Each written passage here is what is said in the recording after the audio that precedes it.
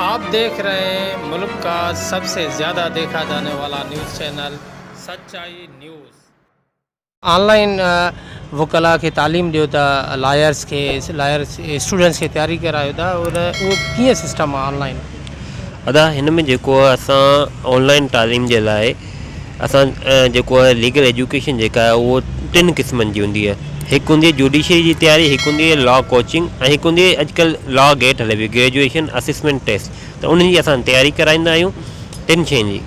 जेके ॿार LLB करे रहिया आहिनि उनजे लाइ लॉ कोचिंग, जेके सिविल जज जी तयारी करणु चाहिनि था उनजे लाइ जुडिशरी प्रिपरेशन, ऐं जेके वकील थियणु चाहिनि था भाउ जिन LLB करे छॾी त उनजे लाइ जेको आहे लॉ गेट आहे।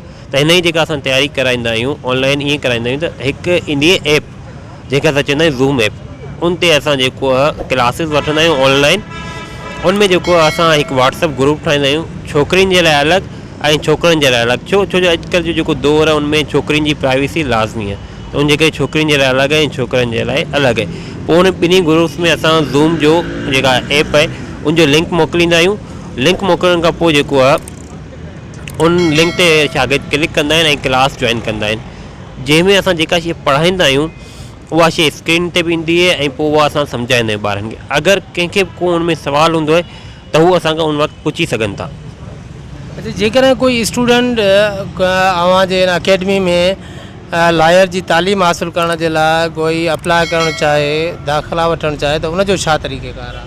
ॾिसो, असां जेको आहे हीअ हिकु ऑफिशियल कॉलेज न आहे, पर हिन में असां कोचिंग ॾींदा आहियूं। मतिलबु को हिकु शागिर्द आहे जंहिंजी कंहिं ॿिए यूनिवर्सिटी में दाख़िला थियल आहे या कंहिं कॉलेज में एडमिशन थियल आहे, पोइ उनखे असां जेको आहे कोचिंग ॾींदा आहियूं। मतिलबु हुनखे जेको सब्जेक्ट न पियो सम्झ में अचे त असां उनखे आसान करे सम्झाईंदा आहियूं। पहिरीं उनजी क्लास वठंदा आहियूं, मतिलबु त ऑनलाइन, देन उनखे वॉइस नोट्स मोकिलींदा आहियूं। उनखां अलावा असांजो हिकु यूट्यूब चैनल आहे, उन ते बि असां उनखे लेक्चर ॾींदा आहियूं। अॼु इहो का फीस वग़ैरह को दाख़िला जो तरीक़ेकार उहो बि ॿुधाए छॾियो। हिन जी जेका असांजी जुडिशरी जी तयारी जे लाइ फ़ीस हूंदी आहे उहा 5000 रुपया आहे। लॉ गेट जी जेका तयारी आहे उहा उनजी फ़ीस जेका आहे 3000 रुपया आहे। हर जेका फ़ीस आहे उहा पर मंथ जे हिसाब सां आहे। ऐं उनखां अलावा कोचिंग जेका फ़ीस आहे उहा पर सब्जेक्ट 1000 रुपया आहे। अगरि हीअ जेको तव्हां फिज़िकली क्लास वठो त हिन जी सेम जुडिशरी जी फ़ीस 60,000 रुपया थींदी आहे, पर ऑनलाइन क्लास हुजण जे करे रीज़नेबल फ़ीस असां लॻाई जेका 5000 आहे। ऐं पाकिस्तान में सभ खां घटि में घटि इहा फ़ीस हले पई हींअर, जेका असांजी अकेडमी फ्राहम करे पई। ऐं उनखां अलावा असां जेके आहिनि प्रोफेशनल टीचर्स आहिनि, जिन मां काफ़ी गवर्नमेंट सर्वेंट्स बि आहिनि, सरकारी वकील बि आहिनि, इवन सिविल जजिस बि आहिनि जेके असां तयारी कराईंदा आहिनि। दाख़िला जो तरीक़ेकार छा आहे? कोई दाख़िला अगरि स्टूडेंट वठणु चाहे त उहो कीअं अवां सां राब्तो करे?